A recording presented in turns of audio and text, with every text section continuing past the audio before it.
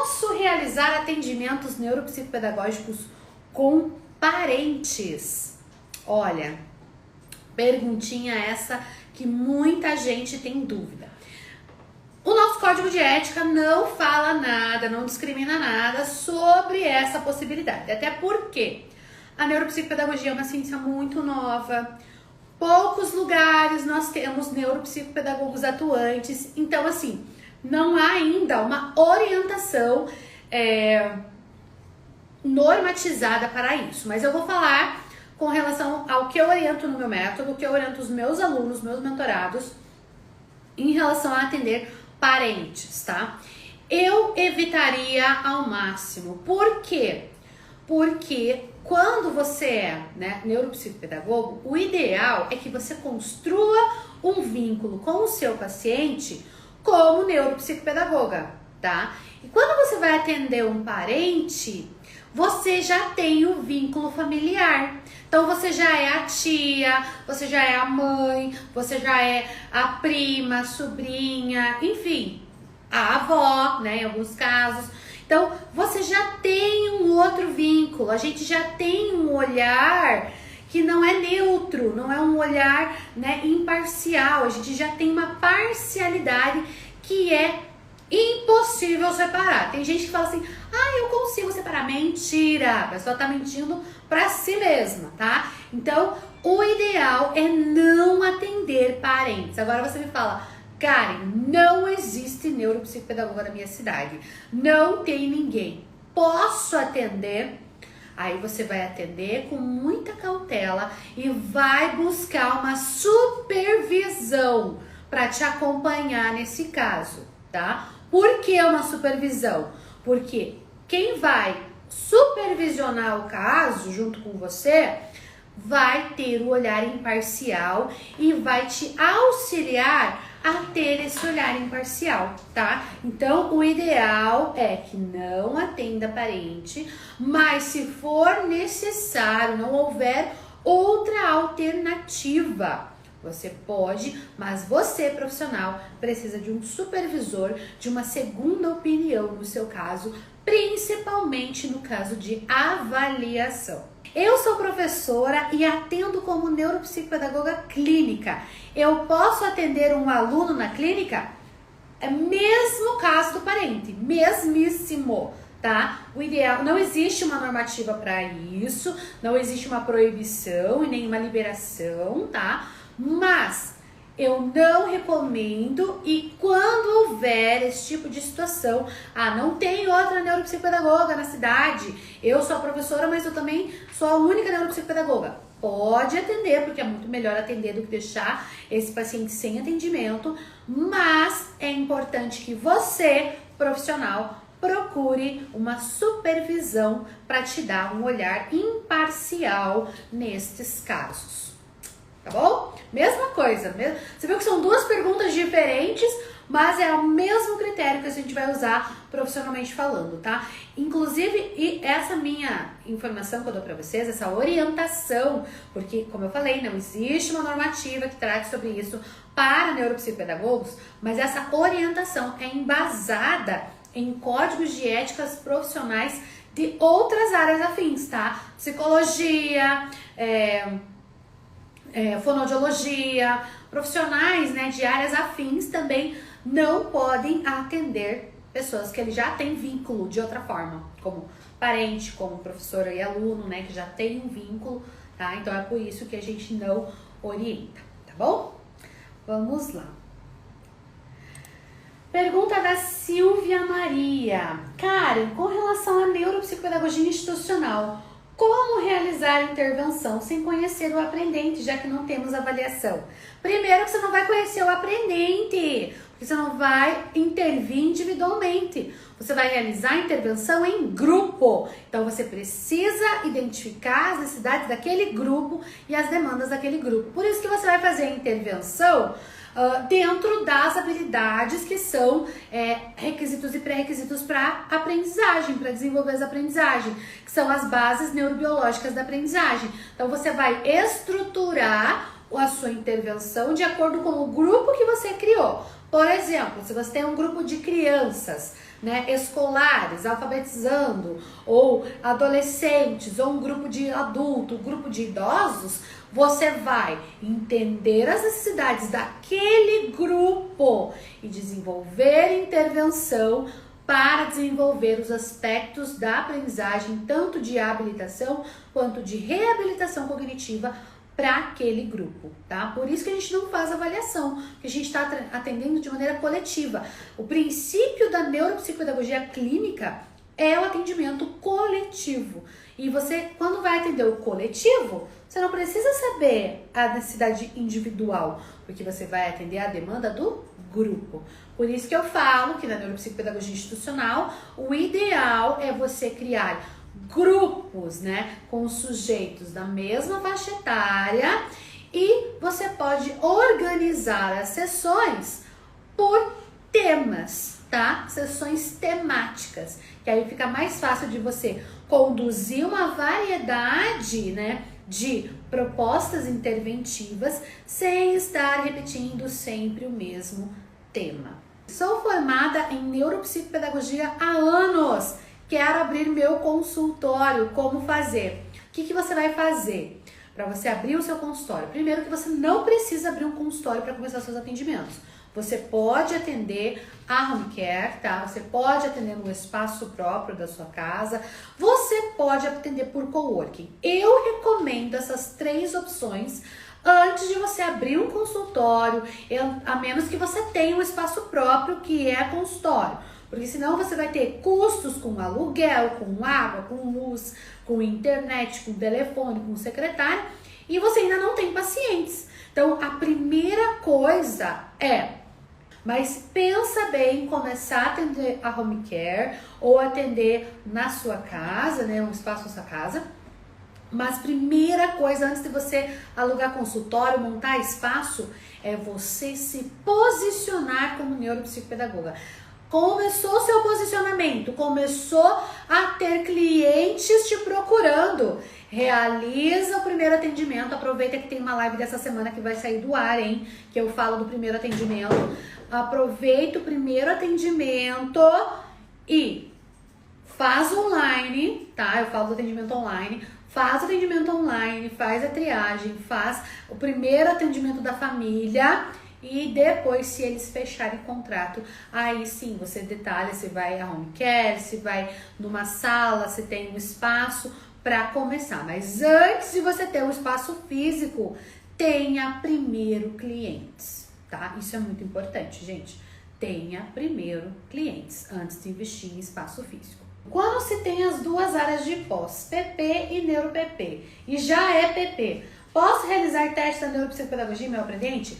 Pode, mas você nunca vai misturar o atendimento neuropsicopedagógico com o atendimento psicopedagógico. Se o pai te contratou para psicopedagogia, segue o protocolo da psicopedagogia, que abrange as provas projetivas, que abrange o desenvolvimento ali das habilidades sociais, que abrange o desenvolvimento inclusivo, né, as habilidades emocionais, as questões dos aspectos emocionais, a inclusão desse sujeito para entender os aspectos da aprendizagem e que abrange as provas operatórias piagetianas, tá? Esse é o protocolo da psicopedagogia.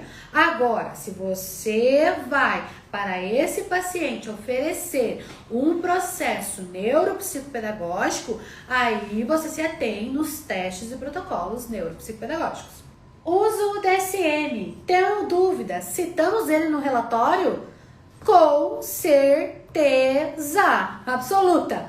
Sempre, toda a nossa fonte de pesquisa, fonte de dado, referencial teórico, sempre deve ser citado.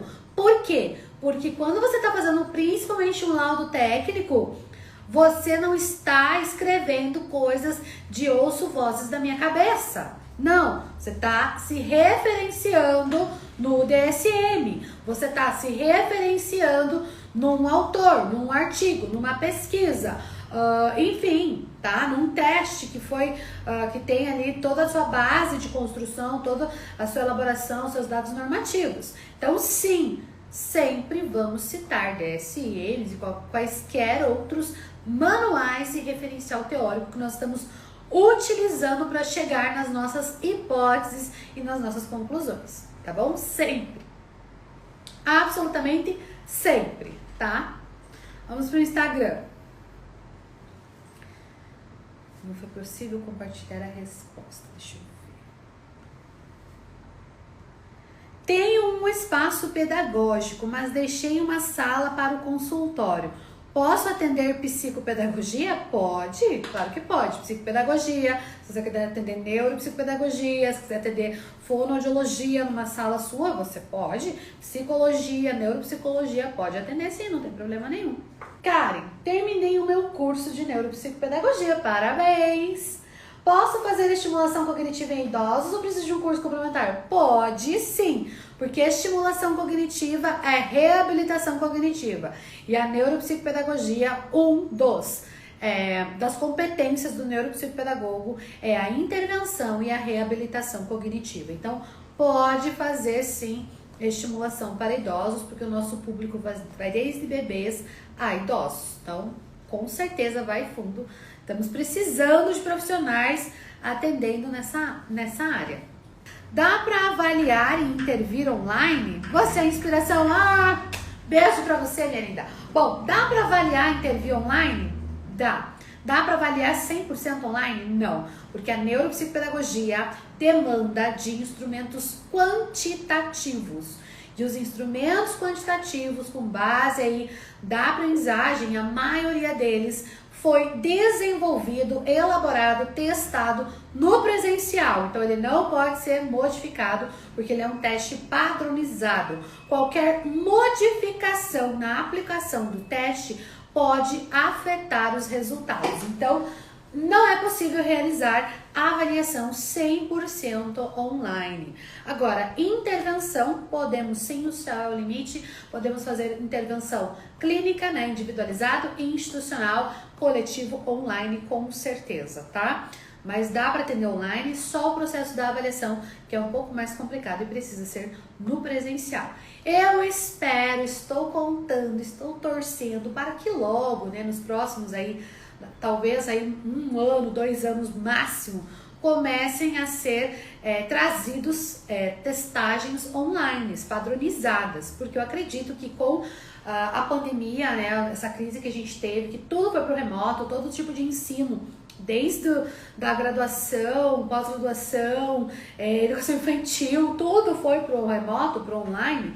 Eu espero que as universidades que desenvolvem, né, esses centros de pesquisa estejam desenvolvendo instrumentais, né, testes instrumentais online, para serem aplicados online. Isso facilitaria muito, né, e nós estaremos aí resguardados caso tenhamos aí uma nova pandemia ou uma nova necessidade de realizar esse atendimento online. Eu acredito que logo, em breve, a gente vai ter esses testes padronizados, mas ainda não temos, tá? Então, infelizmente, ainda não é possível fazer uma avaliação neuropsicopedagógica completamente online, tá bom? Onde consigo os testes para aplicar? Você precisa adquirir os testes que você deseja, de acordo com o seu público-alvo, né, a faixa etária, de acordo com a atividade que você vai realizar, né? Você está falando em testes, provavelmente neuropsicopedagogia clínica, atendimento individualizado, você precisa adquirir esses testes, tá? Comprar as licenças, comprar os instrumentos, né? Para que você possa aplicar. No meu método, eu disponibilizo vários instrumentos e dou sugestões de vários que vocês podem adquirir licença, tá? Sou estudante de neuropsicopedagogia. Posso criar um Insta profissional? Eu, Karen Denise, particularmente não recomendo você criar um Insta profissional, tá? Por quê? Por experiência própria. Quem me segue sabe que eu tenho um monte de Instagram e eu não dou conta de atender aqueles Instagram nenhum. Então, esse aqui hoje, que era o meu chamado profissional, que é o meu único, né, que eu compartilho mesmo, que é o meu particular, meu profissional, meu tudo, é esse Instagram aqui. Eu hoje, com essa experiência que eu tenho de pelo menos aí 3 anos de internet, né, de estar aqui nas redes sociais, me posicionando, fazendo live, fazendo conteúdo, né, para as redes sociais, eu não recomendo. Eu não recomendo para os meus alunos, eu não vou recomendar para você criar um Instagram profissional. Por quê? Porque você quer realizar atendimentos neuropsicopedagógicos na sua cidade, certo? Você quer começar lá quando você terminar a sua pós, ou já ter aí sua lista de espera para os seus atendimentos. Quem tá no teu Instagram? As pessoas que já te conhecem, que vão validar o seu trabalho, que vão validar às vezes o seu caráter, que podem ser ou conhecer clientes em potencial. Você já tem um histórico de interação no seu Instagram, o algoritmo, ele já tem ali uma história, ele já tem um entendimento, uma inteligência que a gente chama, tá? Então, eu particularmente não criaria um Instagram do zero. Pra mim é perda de tempo e bobagem. Por quê? Porque o Instagram profissional, você vai criar ele totalmente do zero, tá? Você vai ter que fazer um esforço gigantesco para ter pessoas seguindo. Normalmente, quem vai te seguir no teu profissional logo que você faz são as pessoas que te seguem no teu particular. E lá, você vai começar a querer colocar só conteúdo profissional. E isso não é legal, tá? Não é legal. Você precisa mostrar você, o seu rosto, você precisa falar, você precisa fazer um reels, você precisa ter a tua vida pessoal. Por quê? Já olhem que essa aí é super anota aí que isso é importante, hein? Pessoas se conectam com pessoas. Pessoas vão buscar o trabalho de pessoas. E as pessoas vão digitar lá o seu nome e não o seu profissional, tá? É diferente quando você tem uma clínica, e aí é você a pessoa e o profissional que é uma instituição, é diferente. Agora, se você pessoa, aqui é o meu pessoal, aqui é o meu profissional, mas é a mesma pessoa, causa confusão para quem tá te seguindo. Por que ela tem o outro não quer que eu veja o que ela faz, quem ela é, né? E sem falar que vai te trazer um desgaste desnecessário de manter duas contas de Instagram. Então, eu particularmente não recomendo e ainda digo mais. Começa o seu posicionamento na sua conta pessoal, porque é lá que você já tem demanda de clientes em potencial. Então, não precisa criar outro Instagram.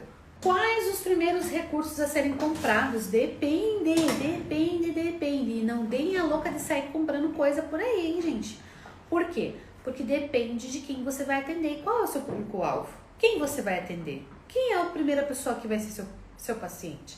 Então, eu sempre falo, deixa a neuropsicopedagogia se pagar para você.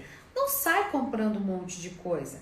Determina ali seu público-alvo, delimita quem você quer, né, atender.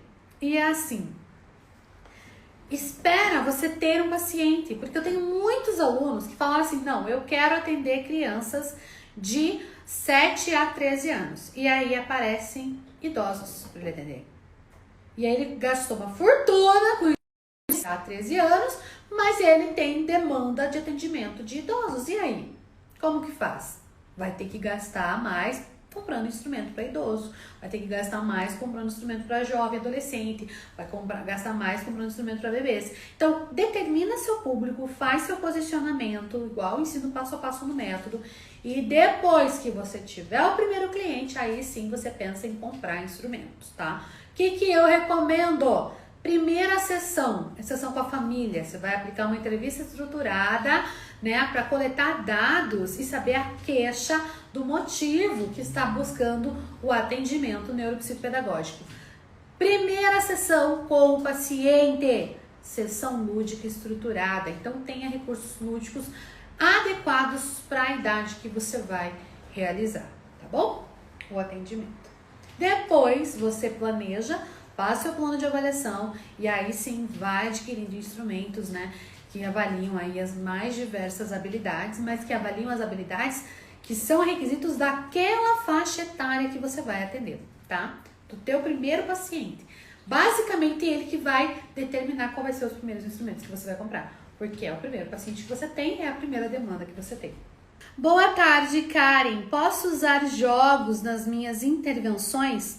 Quantas vezes na sessão? Primeiro que, com certeza você pode usar jogos, porque os jogos eles ajudam a desenvolver e ampliar as funções cognitivas a partir de um instrumento lúdico, a partir de um instrumento prazeroso. Então, com certeza. Agora, quantas vezes na sua sessão vai depender do seu plano de intervenção. Lembrando que jogos são utilizados na intervenção neuropsicopedagógica, que na avaliação a gente quer coletar dados, então são testes. Na intervenção a gente quer estimular, então são jogos. E independe. Qual é o jogo que você vai usar? Quanto tempo leva para aquele jogo ser jogado? Então, quanto tempo é a sua sessão? Que mais de instrumento e referencial você vai utilizar? Tudo isso é planejamento, intencionalidade e estratégia. Então, depende muito do que você vai, de como você vai planejar a sua sessão de intervenção.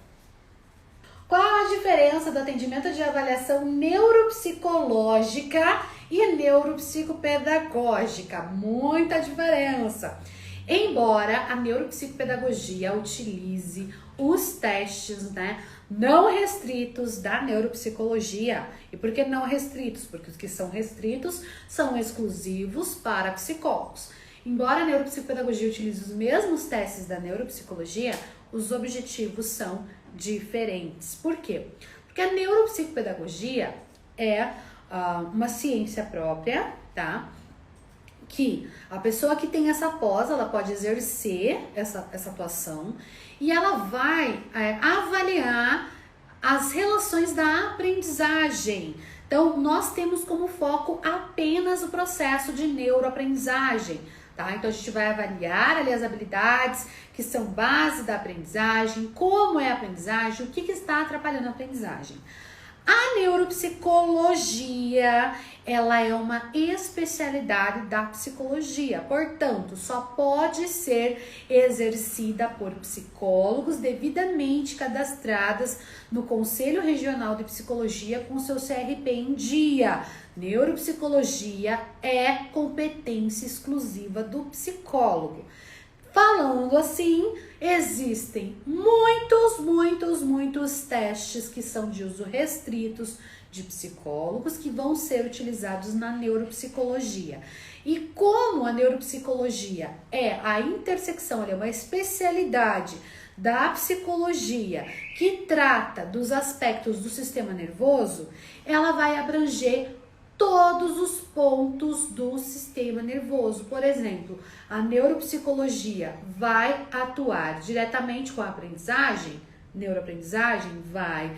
Mas a neuroaprendizagem é um pontinho do objetivo da neuropsicologia, porque ela vai investigar todos os processos psicológicos, assim como comportamento, as questões emocionais, mentais, então tudo que estiver relacionado com a saúde mental, que é o objeto de estudo da psicologia, vai ser da neuropsicologia, tá? Enquanto que a neuropsicopedagogia, qualquer profissional pode, desde que tenha habilitação em neuropsicopedagogia, pode atuar com, independente da sua graduação de base, e vai trabalhar especificamente com o processo da neuroaprendizagem, tá bom? E a neuropsicologia, então, só pode ser exercida por psicólogos. Quanto cobrar por sessões e como conseguir clientes? Bom, isso é uma questão muito específica de cada profissional. Por quê? Porque quanto você vai cobrar por sessão, tá? Você precisa cobrar um valor justo para a sessão que se pague, o atendimento e todos os custos que você vai ter. Então, existe um cálculo que eu ensino, inclusive para os meus alunos, que está relacionado ali com os custos, você saber os custos fixos que você tem, os custos variáveis que você tem que planejar, já prever ali. Você vai dividir, né? Somar tudo que você tem no mês e dividir pelo número de atendimentos que você vai poder realizar durante aquele mês. Dessa forma, você vai chegar num valor justo. Outra forma é você fazer pesquisa, né, dos valores na região que você vai atuar. Por exemplo, eu vou montar um espaço, vou abrir um consultório no bairro da minha cidade. Aí você vai procurar profissionais da área que, né, áreas correlatas que estejam atuando no seu bairro. Quais áreas? Psicólogos, fonoaudiólogos, terapeutas ocupacionais, musicoterapeutas, inclusive psicopedagogos. Vê quanto esses profissionais cobram, faz o teu custo ali, os teus custos fixos mais variáveis dividido pelo número de atendimentos que você vai ter e faz a média do valor. E aí você determina aí um valor, né, para o seu atendimento. Porque não existe a mínima possibilidade de eu dizer para você assim, cobre X reais. Eu não conheço a sua realidade, não conheço a realidade do lugar que você vai trabalhar, qual é a tua clientela, tá? Qual é a tua clientela que você vai atender. Então, assim, o que eu posso dizer para vocês? Que nesses mais de 2 anos de método, eu tenho alunos pelo Brasil inteiro que atendem, né, com valor de sessão que varia de R$80 até 280. Então, vai depender muito da realidade da sua clientela, vai depender muito do local que você vai atender e vai depender muito também da sua construção de autoridade. E é a partir do passo a passo da construção de autoridade que você vai se tornando referência na sua região que você vai conseguir captar clientes. Então, o primeiro passo para você captar clientes é o posicionamento, tá? Posicionamento correto para construir sua autoridade e se tornar referência para conquistar clientes, tá bom? Vamos lá. No caso de encaminhamento para outros profissionais, eu posso fazer diretamente para o neuropsicólogo? Pode fazer sim, tá? Mas assim, eu sempre que eu encaminho para o neuropsicólogo, às vezes eu preciso de uma avaliação cognitiva ou de uma avaliação que a neuropsicopedagogia não pode fazer, eu encaminho para o neuropsicólogo, mas eu sempre, em caso de suspeita de qualquer transtorno, qualquer patologia, eu sempre vou encaminhar para o pediatra, o neuropediatra, o clínico geral, para um médico especialista, tá? Porque é importante, em caso de suspeita de transtornos, a gente fazer encaminhamento para o médico, porque o médico que vai poder fazer o diagnóstico e o tratamento clínico médico, que às vezes é necessário em caso aí de transtornos, tá bom? Pessoal,